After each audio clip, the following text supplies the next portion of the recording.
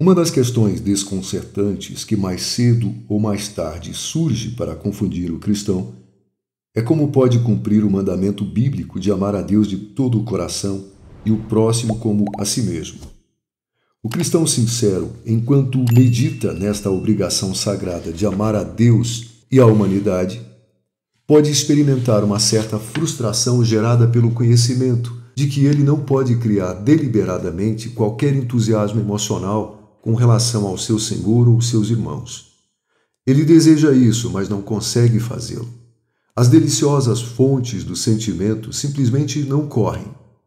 Muitas pessoas sinceras desanimaram por causa da ausência de emoção religiosa e concluíram que não eram cristãs, afinal de contas, achando que perderam o caminho certo em algum ponto e sua religião tornou-se praticamente vazia de sentido. Durante algum tempo, então, censuram-se pela sua frieza e finalmente entram no estado de desânimo completo, mal sabendo o que pensar. Elas acreditam em Deus, confiam verdadeiramente em Cristo como seu Salvador, mas o amor que esperavam sentir lhes escapa sempre. Qual será o problema?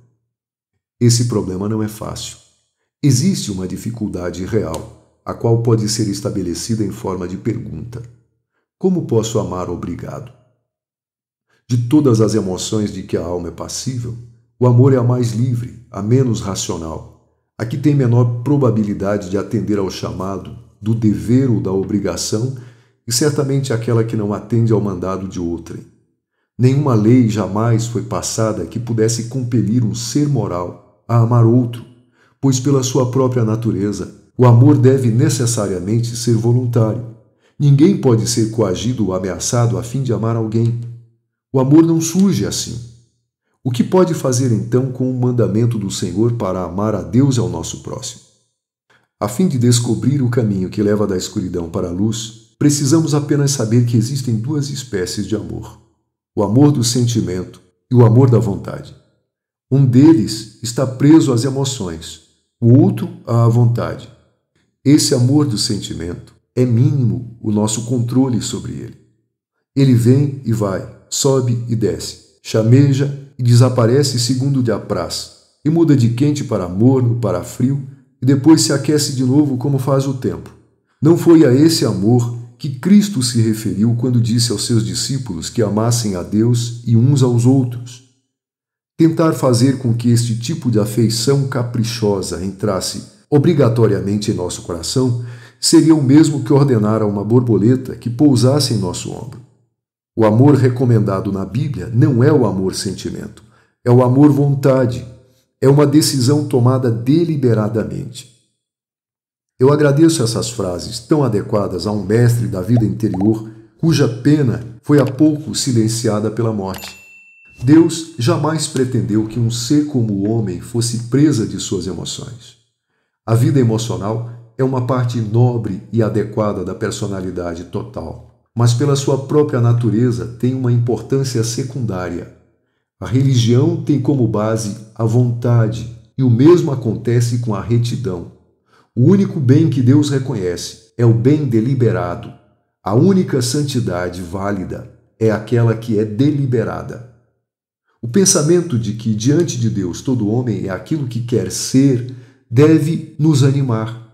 O primeiro requisito na conversão é a transformação da vontade. Quem quiser, diz o Senhor, e interrompe-se nesse ponto. A fim de satisfazer as exigências do amor para com Deus, a alma precisa apenas querer amar e o milagre começa a florescer como a vara de Arão. A vontade é o piloto automático que mantém a alma no rumo certo. Voar é fácil, disse um amigo que pilota o seu próprio avião. Basta colocá-lo no ar, apontá-lo para a direção que deseja seguir e ligar o piloto. Depois disso, ele voa sozinho. Embora não devamos demorar-nos muito nesta ideia, é todavia abençoadamente verdadeiro que a vontade e não os sentimentos determina a direção moral. A raiz de todos os males na natureza humana é a corrupção da vontade. Os pensamentos e intenções do coração são errados e, como consequência, toda a vida se torna errada.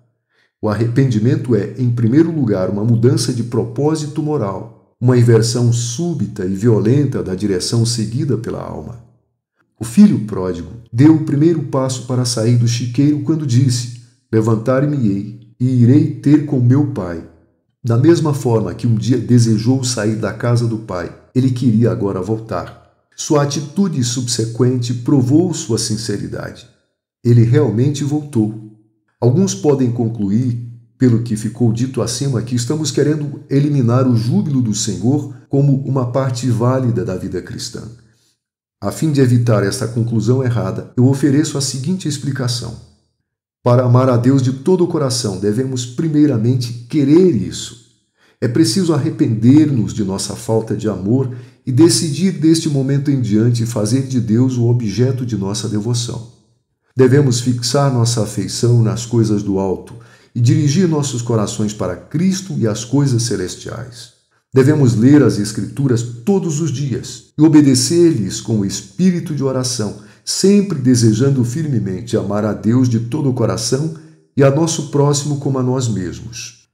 Se fizermos estas coisas, podemos estar certos de que experimentaremos uma transformação maravilhosa em nossa vida interior. Logo descobriremos, para nossa grande alegria, que nossos sentimentos estão se tornando menos erráticos e estão começando a mover-se no sentido da decisão tomada deliberadamente, com a nossa vontade. Nossas emoções tornar-se-ão disciplinadas e dirigidas. Começaremos a gozar da doçura penetrante do amor de Cristo. Nossos sentimentos religiosos se elevarão uniformemente sobre essas asas firmes, em lugar de esvoaçar por toda parte, ociosos, sem propósito ou direção inteligente. A vida, como um delicado instrumento, será sintonizada para dar louvores àquele que nos amou e que nos lavou de nossos pecados em seu próprio sangue. Mas, em primeiro lugar, devemos querer, pois a vontade é senhora do coração.